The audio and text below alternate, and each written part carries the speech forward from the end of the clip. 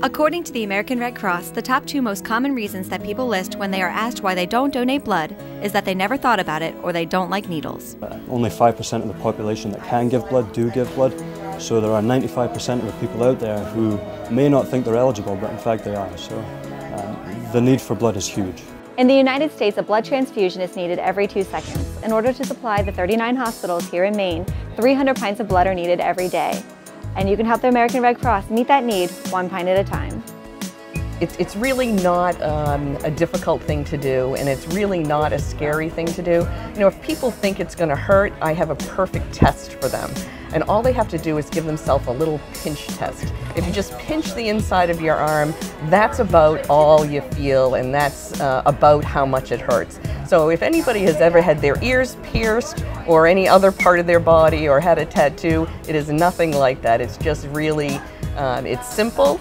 And it's easy to do, and it doesn't really hurt. There are a lot of myths that often prevent possible donors from donating blood, even if they've done so in the past. A lot of people think they might be deferred, and they're actually not.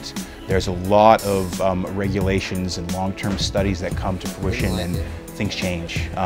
We collect blood from diabetics. We didn't used to. There used to be much more stringent cancer deferral criteria. It's much different now than it used to be. There used to be a definite deferral criteria if you had suffered from cancer and had to receive chemotherapy. Well, a study came and they said, oh no, the chemotherapy actually doesn't affect the cell's growth in the future. So you are an eligible blood donor after a shorter deferral period.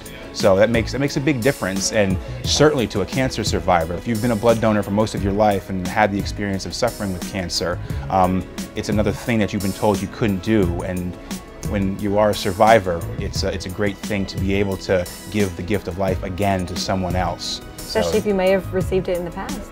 Exactly. It's very, very powerful.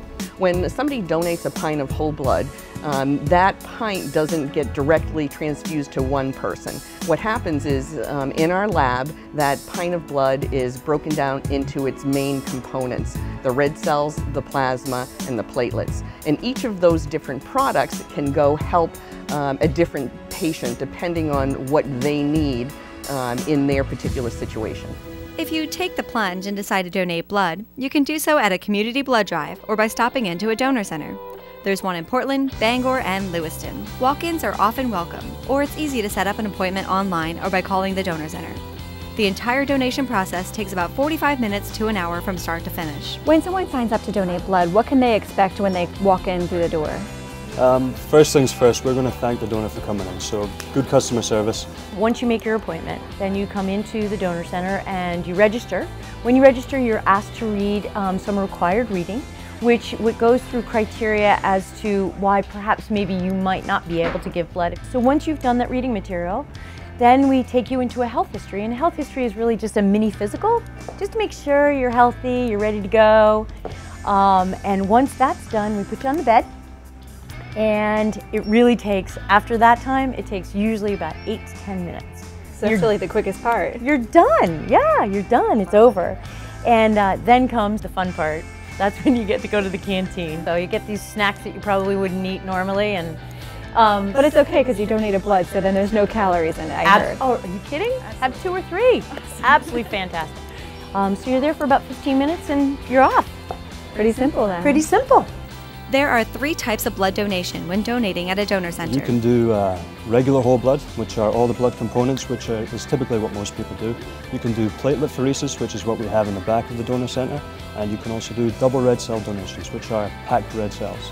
Now, if someone does a double donation, does that mean they're going to be losing double the amount of blood? Or? Actually, no. They typically leave here feeling better than they do coming in because we hydrate them with a bag of saline. So they typically leave here feeling pretty good. With blood shortages common because of the high demand and limitations on blood shelf life, the American Red Cross encourages you to consider looking into donating blood. Just try and get over your nerves the best you can.